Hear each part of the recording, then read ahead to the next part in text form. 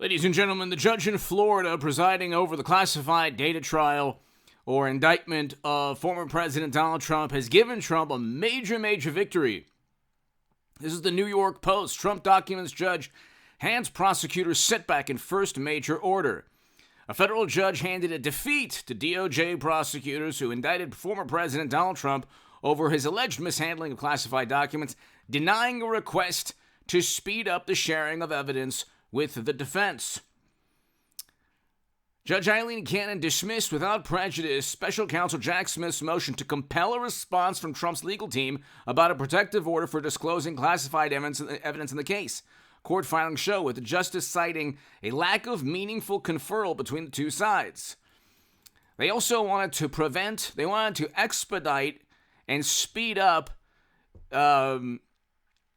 the process, discovery process, the process of handing classified data over to Trump, allowing his team to look at classified data.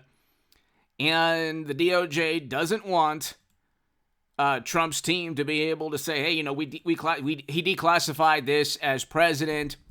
This was already declassified. This was public record. They don't want Trump as a former president. So when he was president, he had the power to declassify documents. They have to prove he did not declassify documents.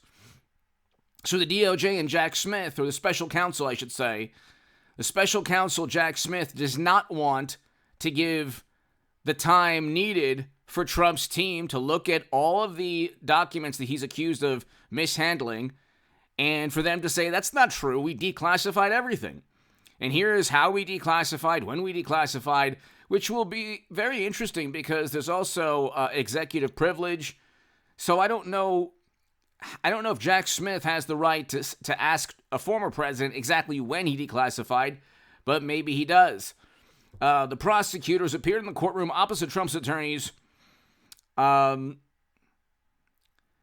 so you have a situation, ladies and gentlemen, where it's a huge victory because this is just an example of the special counsel trying desperately to knock Trump out of 24, which is what all of this is about. Nothing about the rule of law, okay? If it's about the rule of law, then you indict Clinton, and then you indict Trump. Or you indict Clinton and then treat Donald Trump in the same manner as every other president. Bush had 22 million missing emails. President Obama allowed his Secretary of State to have a private server. And the National Archives never asked for communication between President Obama and his Secretary of State on that server. So here, the special counsel's 49-page indictments include changes of willfully retaining national defense information, attempts to obstruct justice, withholding a document. But this all of this, Clinton deleting not only 30,000 emails, but destroying hardware. And I'm telling you, I think that Clinton is going to be the 24 nominee for the Democratic Party. I could be wrong on that. I'm right more often than I'm wrong, but I just can't imagine Hillary Clinton not wanting to be the nominee. But anyway, scheming to conceal a document and making false statements. Clinton stated that she was using private servers for convenience. Lie. I mean, an absurd statement. President Obama stated that he didn't know his Secretary of State, and hit subscribe to this channel right now. He didn't know his Secretary of State had these private servers. That's a lie. One of Clinton's top officials emailed in the campaign emails, I wrote about this in the Daily Caller, that the president knew. The president had, because Clinton did not have a state.gov. And then you had Bill Clinton with classified documents near his underwear, his sock drawer. So he's almost certainly going to get either acquitted or there'll be a mistrial. This will not lead to an indictment. The New York prosecution, the D.C., they're probably going to indict him for January, which, again, he didn't break any rules. I mean, he didn't break any laws. It was a speech. He did not tell anyone to commit a crime.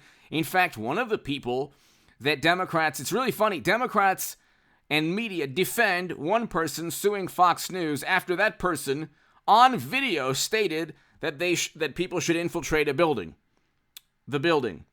And so, but they defend that person because he said peacefully. Trump said peacefully, but of course that was his fault. And then the entire summer, see, this is the problem with American politics.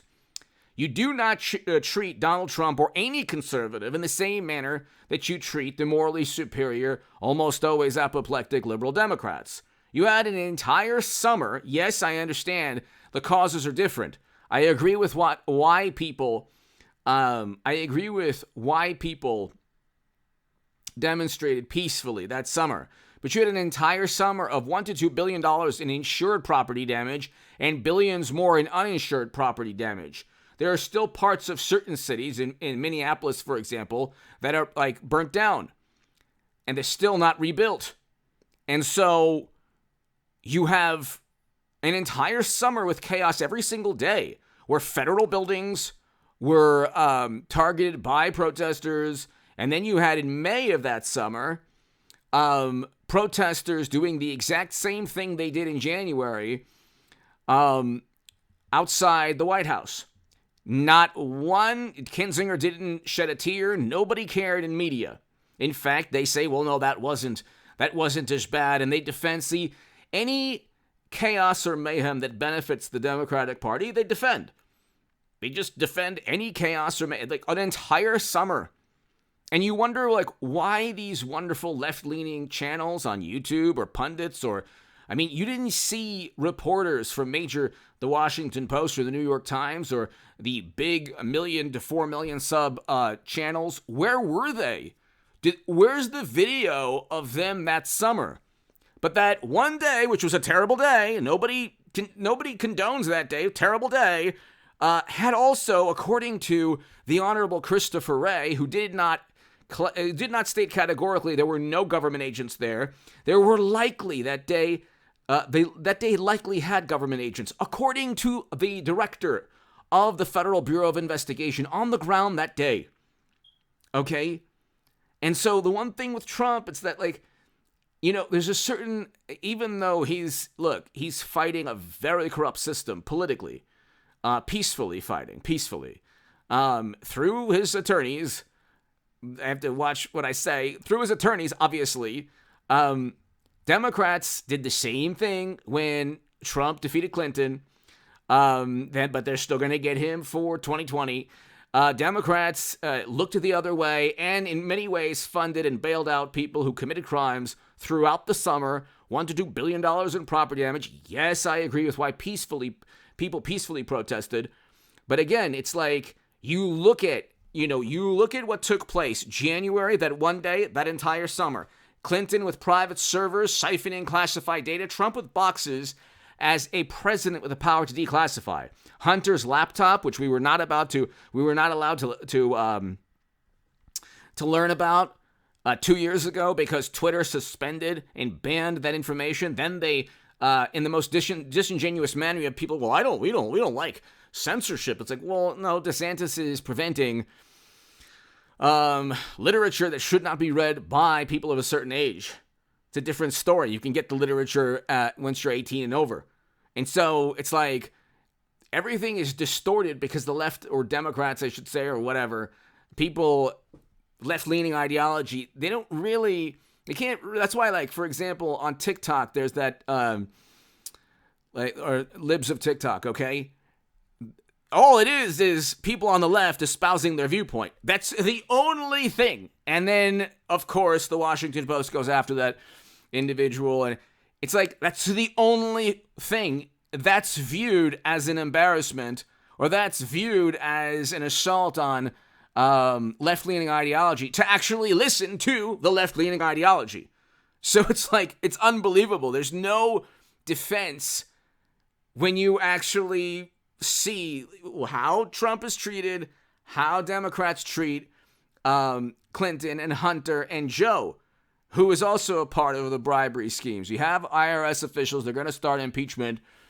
Big thing is that Jack Smith is not going to be able to intimidate the judge. He's not going to have a judge that is going to be, 100% against Trump, the way the judges probably will be in New York and D.C. Give me your thoughts. Hit subscribe right now.